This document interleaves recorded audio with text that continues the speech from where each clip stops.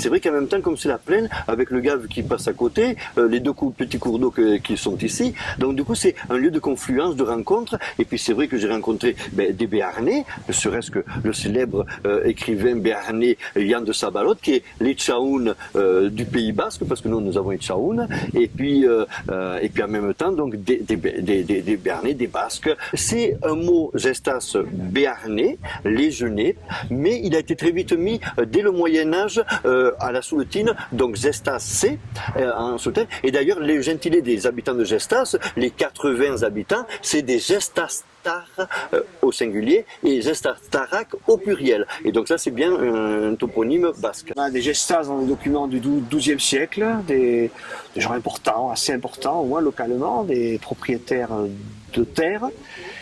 Et probablement ils sont à l'origine d'une première église dont ils ont été les patrons, même se risquer à dire des abbés laïcs, en utilisant une expression qui est commune en Béarn.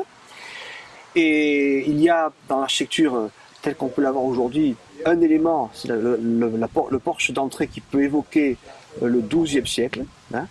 Il y a eu probablement même un chrisme, il faudrait trouver un document qui le confirme. Le chrisme, c'est cette image, plutôt ce dessin, qui évoque la figure du Christ, et ça c'est typique du XIIe siècle, en Béarn et en Soule. Voilà. Ça nous renvoie à des époques anciennes. Ça nous apprend que cette église... elle a beaucoup changé au cours des siècles. Ça veut dire aussi qu'il y a beaucoup de gens qui sont passés, qui ont vécu des choses tristes, gaies. Hein, ça, c'est l'histoire de tous les villages.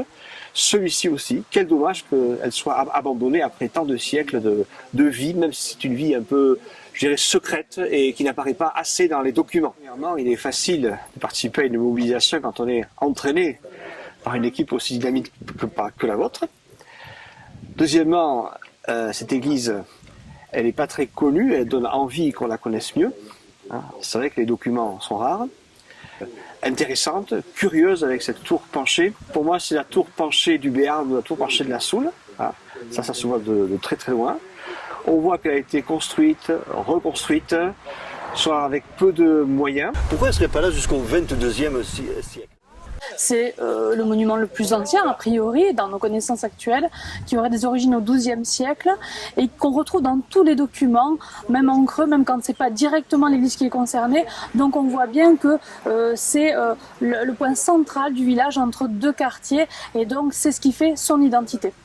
Toutes les hypothèses nous orienteraient vers une abbaye laïque, même si on manque de données écrites, mais en tout cas sa situation, la façon dont elle est composée par rapport au village fait penser à une abbaye laïque, et même beaucoup d'historiens affirment que c'est une abbaye laïque, à savoir un bien qui était administré par des laïcs, qui en percevaient la dîme et qui également avait tout un tas de privilèges liés à cela. C'est une spécificité qu'on trouve plutôt en Béarn et dans les bassins de l'Adour. On a un patrimoine qui est réellement en danger.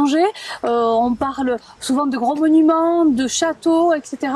Le patrimoine du quotidien, les églises sont en train de disparaître et là c'est la trace la plus importante de Gestas qui est en train d'être soumise à des grands désordres et qu'il faut aider, qu'il faut soutenir et que sinon elle ne passera pas le 21e siècle. Je fais partie de la jeunesse de Gestas et c'est vrai que c'est important pour nous que de pouvoir préserver cette église, de pouvoir faire que voilà, les générations antérieures nous ont légué cette église et il faut que nous aussi on soit porteurs de ce message et qu'on puisse léguer aux générations futures, qu'on puisse faire nos grands moments de vie à nous aussi dans cette église.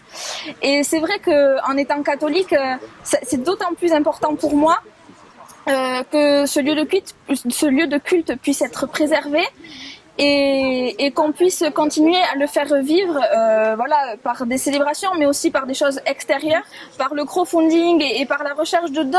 On peut aider au maintien de cette église et au maintien de notre patrimoine pour pouvoir le faire perdurer et que cet emblème de chaque village en France, qui est le clocher, puisse rester présent dans le village de Gestas et puisse être encore et toujours l'emblème de notre village.